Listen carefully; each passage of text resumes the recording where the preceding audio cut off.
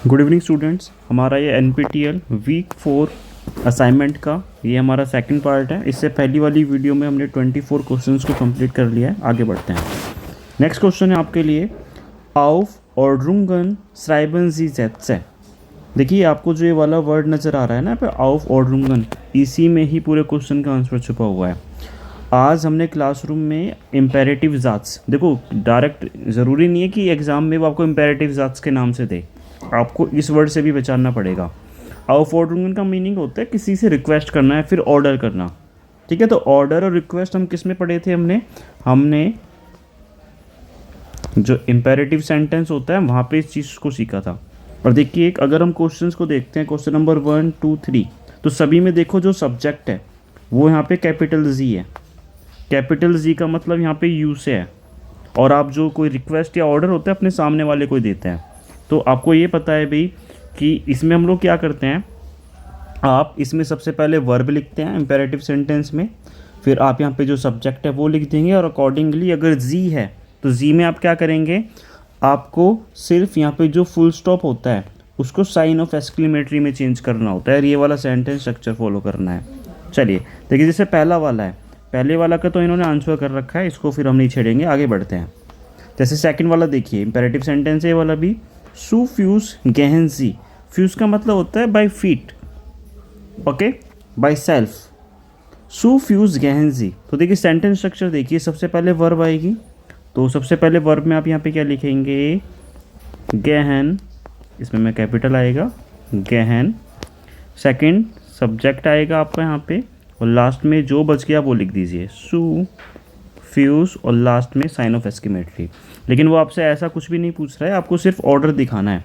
सबसे पहले क्या है भाई आपका यहाँ पे, आपने यहाँ पे लिखा है बी, फिर देन आपने यहाँ पे क्या लिखा है आपका सी, फिर आपने यहाँ पे लिखा है ए। तो आपका आंसर यहाँ पे क्या बन गया, बी सी ए। अब देखिए क्वेश्चन नंबर 2 ये वाला है। सो क्वेश्चन नंबर 2 हमें यहाँ पे नज़र आ रहा है, आंसर में आपको नज़र आ रहा होगा बी सी ए, यानी कि थर्ड वाला, ये आपका आंसर भाई यहाँ पे। ओके, ये भाई बच्चों ये ना ग्रामर वाली चीज़ हैं, और ये चीज़ें आजकल हमारी क्लासेस में चल भी रही हैं। नेक्स्ट देखिए सेम चीज़ होगी यहाँ पे। अब आपको क्या करना है, दोबारा से सेंटेंस स्ट्रक्चर फॉलो करना है। अब सबसे पहले देखिए आपका क्या आएगा, वर्ब, यानी कि आपका आंसर आएगा सबसे पहले सी, फिर आपका सब्जेक्ट आएगा यानी कि जी, यानी कि बी आ जाएगा, और फिर लास्ट में जो बच गया वो लिख दीजिए, यानी कि ए। तो आंसर क्या बन गया, सी बी ए, सी बी ए। ये वाला आपका देखो आंसर यहाँ पे ये वाला होगा। ठीक है, हो गया भाई, आगे बढ़ते हैं भाई। Assignment number 4। ओके स्टूडेंट्स, देखते हैं भाई ये वाला। नेक्स्ट है आपका यहाँ पे देखिए लिसनिंग वाला पार्ट आपका आ चुका है यहाँ पे, और आपको जिसमें आंसर करना है भी, यहाँ पे देखो फ़ोन नंबर्स आपको सामने से कोई बताएगा, जैसे 9251। तो ये बोल रहे हैं कि इनके बीच में ना कोई स्पेस नहीं आना चाहिए। ओके, सुनते हैं ज़रा। यहाँ पे देखो आपको क्वेश्चंस भी दिए गए हैं, थोड़ा मैं इसकी आपको मीनिंग बताने की कोशिश करता हूँ। जैसे पहला क्वेश्चन है, वी इज़ द टेलीफोन नंबर फॉर सीमेंस इन सिंगापुर बिटे।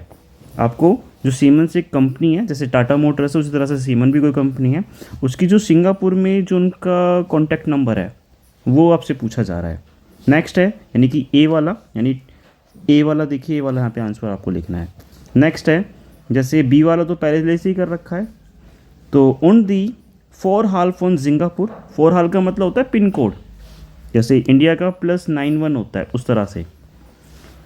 दी 4 हाल फोन नामीबिया बिटे, नामीबिया मूवमेंट आस इज दी। तो और अगले में देखिए आपको जो नामीबिया एक कंट्री का नाम है, उनका पिन कोड आपको सुन के बताना है भी क्या इनका पिन कोड हो रखा। आगे बढ़िए। दी फॉक्स नूमर फोन होटल बॉर्ग इज आइसलैंड। आइसलैंड देखो एक आइसलैंड नाम से कंट्री है, तो जहाँ पे होटल बॉर्ग में जो उनका फैक्स नंबर है वो उनसे पूछा जा रहा है। आइन मूवमेंट बिटे, फिर देखो यहाँ पे वो इसका नंबर बताएगा। उंट डैश फ्यूर आइलैंड, और देखो यहाँ पे कुछ और चीज़ भी उस जो आपका आइसलैंड है उसके बारे में बताई जा रही है। शायद में भी हो सकता है वो फ़ोन नंबर बताने के बाद उसका पिन कोड बताए, वो सुनने के बाद पता चलेगा। नंबर 4 देखते हैं, द नूमर फोन एविस इन बॉइनोस आयरिस बिटे। देखो ये किसी प्लेस का, होटल का कुछ भी नाम हो सकता है भाई ये। तो ये वहाँ से उस प्लेस का नाम पूछा जा रहा है इनसे। या दी नूमर इस्ट ऑन दी डैश फ्यूर अर्जेंटीनियन। ओके, देखो अभी सुन के ही हम कंक्लूड कर पाएंगे क्या बताना चाह रहे 55, 11, 42. Die Faxnummer vom Hotel Borg in Island. Einen Moment. 55, 11, 42, 8. Und 354 für Island. 4? Die Nummer von Avis in Buenos Aires, bitte. Ja, die Nummer ist 11, 4480, 9387 und 54 für Argentinien. एक बार इसको दोबारा सुनेंगे, थोड़ा सा डिफ़िकल्ट हो सकता है अभी, काफ़ी सारे नंबर्स इन्होंने हमारे लिए बोले हैं यहाँ पे। सो लास्ट वाला एक बार दोबारा सुनेंगे। 9387 und 54 für Argentinien. ओके, एक बार और इसको, एक बार ये थोड़ा सा डिफ़िकल्ट है भाई, इसको एक बार दोबारा सुन लेते हैं। दूसरी बार इनको मैच करेंगे, जो हमने लिखा है वो सही है या फिर गलत है। 1? Wie ist die Telefonnummer von Siemens in Singapur, bitte? 68, 35, 48, 17. Und die Vorwahl von Singapur? 65. 2? Die Vorwahl von Namibia, bitte. Namibia? Moment, das ist die 264. 3? Die Faxnummer vom Hotel Borg in Island? Einen Moment. 55, 11, 42, 8. Und 354 für Island. 4?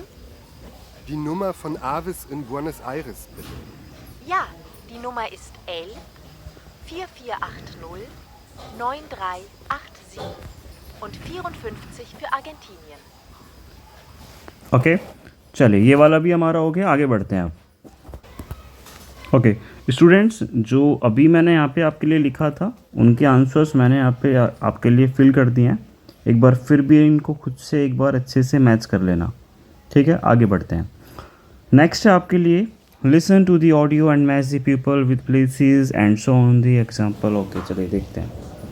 आपको देखो यहाँ पे जो ये वाली side है, यहाँ पे पर्सनस के नेम है।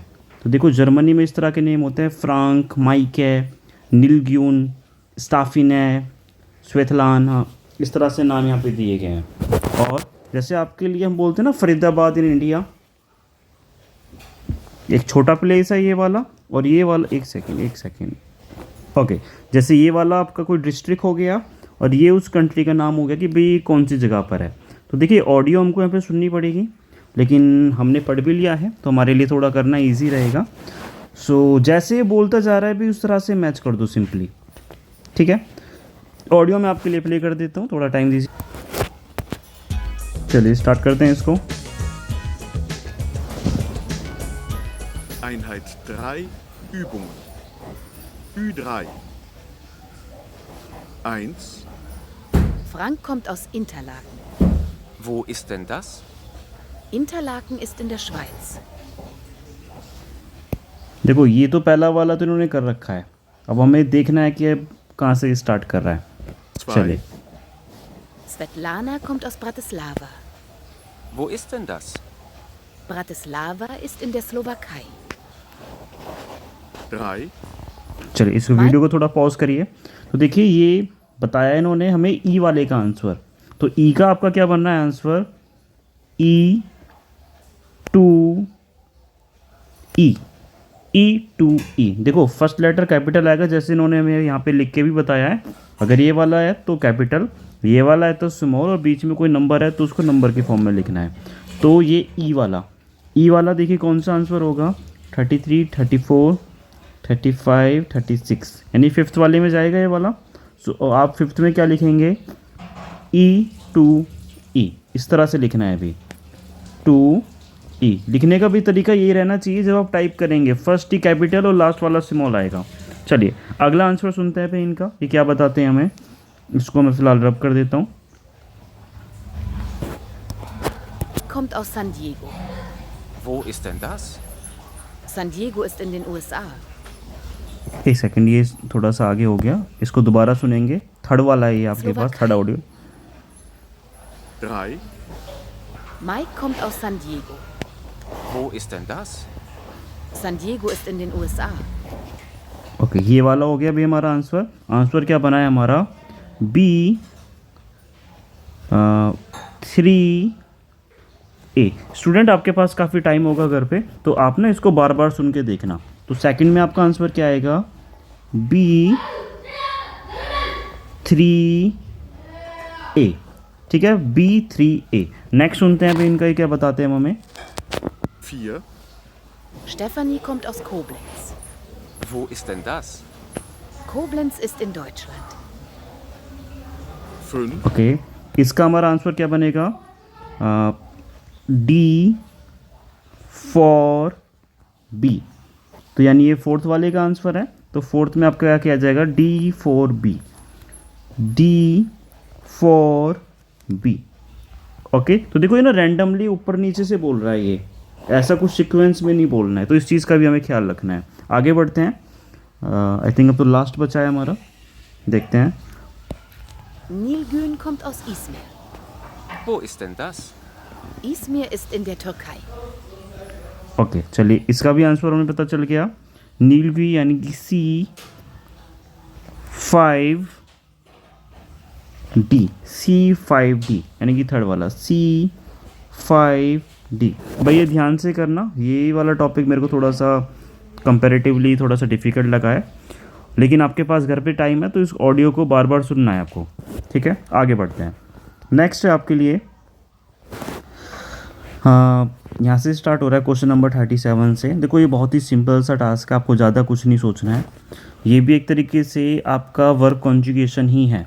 आपको मैंने बताया हुआ है कि जैसे हमारे पास सब्जेक्ट होते हैं एज, डू, एर, एस, जी, या फिर किसी का नेम भी आ सकता है। नेम यानी कि यहाँ पे कोई सिंगुलर पर्सन आ सकता है, राम या फिर अकेला श्याम आ सकता है। और वियर, ईयर, जी, एंडिंग इनमें क्या लगती है भाई? इसके साथ एंडिंग आती है E, S T, T, E N, T, E N. तो जनरली ये एंडिंग्स आपको इनके साथ देखने को मिलती है। जैसे क्वेश्चन नंबर 1 है यहाँ पे, क्वेश्चन नंबर 1 देखो ये वाला हो गया यहाँ पे, फर्स्ट का ए, फर्स्ट का बी, फर्स्ट का सी। स्टूडेंट्स ये भी ना कई बार इनकम्प्लीट चीज़ें लिख देते हैं, तो ए बी सी हमें खुद से पहचानना है भाई यहाँ पे। तो देखो यहाँ पे कोई वर्ड आने वाला है, वो क्या वर्ड आना है आपको उस चीज़ के बारे में नहीं सोचनी, आपको ऑप्शन में ऑलरेडी दिया जाएगा, आपको ये देखना है सब्जेक्ट के अकॉर्डिंग एंडिंग क्या आनी चाहिए। जैसे पहला क्वेश्चन है आपका ये 37 फर्स्ट का ए, तो सब्जेक्ट में इश था, तो इसके अकॉर्डिंग एंडिंग में क्या आना चाहिए भी ई, तो इसका आंसर ये वाला हो जाएगा। समझ गए? अगला देखिए, अगला वाला देखिए, इसी का बी पार्ट है, दोबारा से सब्जेक्ट इश है, तो इसकी एंडिंग में क्या आता है भी? ई आएगा दोबारा से, तो जिसमें भी ई आ रही हो वो आपका आंसर है। ठीक है, इस तरह से आपको। स्टूडेंट्स ये काफ़ी सिंपल सा टास्क है, इसको मैं ज़्यादा टाइम नहीं दूंगा, इवन मैंने पूरा स्क्रीनशॉट क्लिक भी नहीं करा है। ठीक है, सो देखते हैं जो बीच के क्वेश्चंस हैं 38 से लेके 45 तक, ये आपको खुद से करना है भी। अब बहुत ही सिंपल सा ये टास्क है। अब देखिए क्वेश्चन नंबर जैसे 7 है, क्वेश्चन नंबर 7 देखते हैं भाई। 7 देखो ये वाला है, तो यहाँ पे सब्जेक्ट में वियर आ रहा है, तो वियर के हिसाब से एंडिंग क्या आती है? ई एन आती है, तो जिस भी ऑप्शन में ई एन होगा वो आपका आंसर है। तो 7 है ना ये वाला, तो इसके लास्ट में ई एन है, ये वाला आपका आंसर हो गया। इसी तरह से इसमें कुछ इरेगुलर वर्ब भी हैं, जैसे 47 है, 47 का सब्जेक्ट में आ रहा है ईयर, सो ईयर के अकॉर्डिंग क्या आता है भी? जनरली आप लोगों को देखने को मिलता है ईयर के लिए टी देखने को मिलता है। चलिए देखते हैं क्या आ रहा है इसमें, ईयर। सो ईयर के अकॉर्डिंग आपका इसमें आंसर आएगा ये वाला। ठीक है, सो भाई ये आपका होमवर्क है भाई, और आप इसका जो आंसर है कमेंट सेक्शन में भी बता सकते हैं। ठीक है, आप अपने एक दूसरे से मैच कर लेना, और इस वीडियो को हम लोग यहीं तक रखेंगे, और कल आई थिंक परसों यानी वेडनेसडे आपकी लास्ट डेट है, परसों तक आपको जो बाकी के क्वेश्चंस हैं वो भी मिल जाएंगे। और सभी इस चैनल को सब्सक्राइब कर लें और ज्वाइन कर लें कि इन फ्यूचर क्या अभी जो आपके असाइनमेंट आ रहे हैं वो सारा हम इस पर सॉल्व कर देंगे। चलिए ये क्लास हमारी यहीं तक है।